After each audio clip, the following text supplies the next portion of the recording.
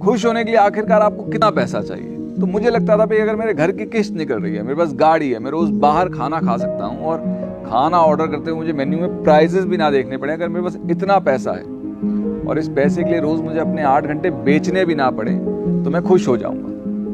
लेकिन जब मैं उस मुकाम पे पहुंचा तो मुझे एहसास हुआ कि मैं खुश नहीं हूं, बल्कि मेरे पास समय था और इस समय में मुझे एक खोखलेपन का एहसास हुआ।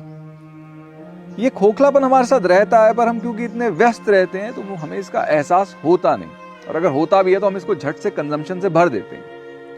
खैर, मुझे पता था कि लोग सत्य की खोज में हिमालय चले जाते हैं, लोग खुद को खोजने भारत आते हैं।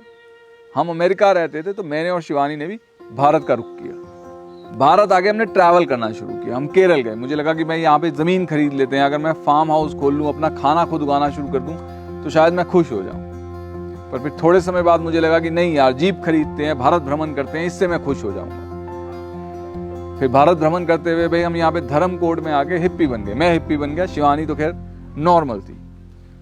लेकिन मैं अभी भी खुश नहीं था, और खुश होना भी क्यों था, क्योंकि देखिए जो खुशी के प्रति मेरा नजरिया है वो नहीं बदल रहा था। बचपन से मैं सिखाया जाता है कि भाई खुशी यानी प्लेजर, मजे करना, और वो जो मजे करने का तरीका है कंजम्पशन, मैं सिर्फ कंजम्पशन के एक तरीके को दूसरे तरीके से रिप्लेस करे जा रहा था। अगस्त 2012 की बात है, मुझे भटकते भटकते अब 18 महीने हो चुके थे।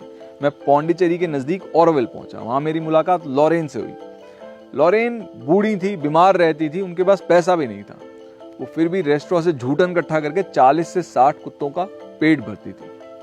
तो उनसे मिलने पे मुझे लगा कि भाई रॉबिन सिंह, धिक्कार है तुम पे, इस औरत के पास कुछ नहीं है, ये अभी भी दूसरों के लिए इतना कुछ कर रही है। तुम्हारे पास सब कुछ है, तुम अभी भी अपना ही सोच रहे हो। मुझे नहीं लगता कि सिर्फ लॉरेन से मिलने पे मेरा दृष्टिकोण बदल जाता।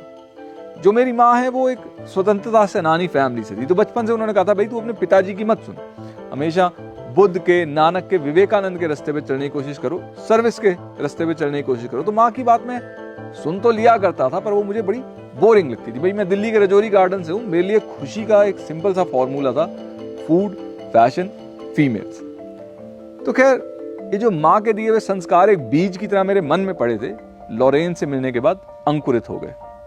तो ऐसा होने के बाद अब मेरे जीवन की दिशा बदल गई। जहां मैं खुशी के पीछे भाग रहा था, अब मैं पर्पस के पीछे लग गया। और पर्पस ये था भाई जो अपनी मदद खुद नहीं कर सकते उनकी मदद करना। तो मैंने लॉरेन को कहा कि आप मुझे कुछ समय दीजिए, मैं अमेरिका जाके अपनी लाइफ रैप अप करता हूँ और मैं आपकी मदद करने आऊंगा।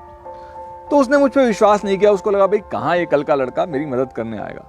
खैर, फरवरी 2013 में मैं, शिवानी और हमारी मित्र जो अमेरिका से भारत आ गए। शिवानी ने घर और कारोबार संभाल लिया। मैं और जो लॉरेन की मदद करने लगे। लॉरेन का जो शेल्टर था IACC, हमने उसको रीबिल्ड किया। वहां पे हमने वॉलंटियर प्रोग्राम शुरू किया और लॉरेन की मदद करने के लिए हमने एक मैनेजर तलाशा।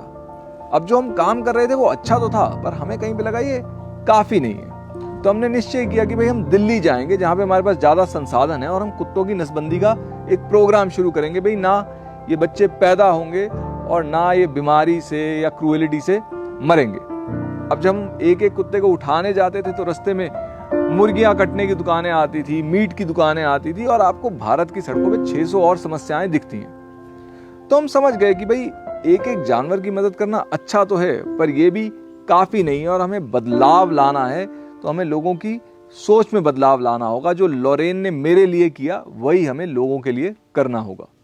दिसंबर 2014 में हमने पीपल फार्म की शुरुआत करी, एक ऐसी जगह जहां पे हम रहेंगे भी, अपना खाना भी खुद उगाएंगे और वॉलेंटियर्स की मदद से घायल जानवरों का इलाज भी करेंगे। और साथ ही साथ इन जानवरों की कहानियों की मदद से लोगों को उनके बचपन की संस्कारों से, बचपन की संवेदनशीलता से, बचपन की मासूमियत से जोड़ेंगे। कुछ ऐसे सवाल उठाएंगे जो उनकी सोच में वो परिवर्तन लाने के लिए जरूरी है जिससे वो भी खुश रहें और समाज भी। तो अगर मैं समराइज करूं तो मुझे एक बात समझ में आ गई कि भाई समाज के बताए रास्ते पे आप खुशी के पीछे भाग तो सकते हैं, पर वो खुशी कभी आपके हाथ लगती नहीं। लेकिन अगर आप बुद्ध की तरह, नानक की तरह, विवेकानंद की तरह आप सर्विस को अपना पर्पस बना लेते हैं और आप उस पर्पस के रास्ते पे चलते हैं, तो खुशी खुद ब खुद आपके पीछे आ जाती है।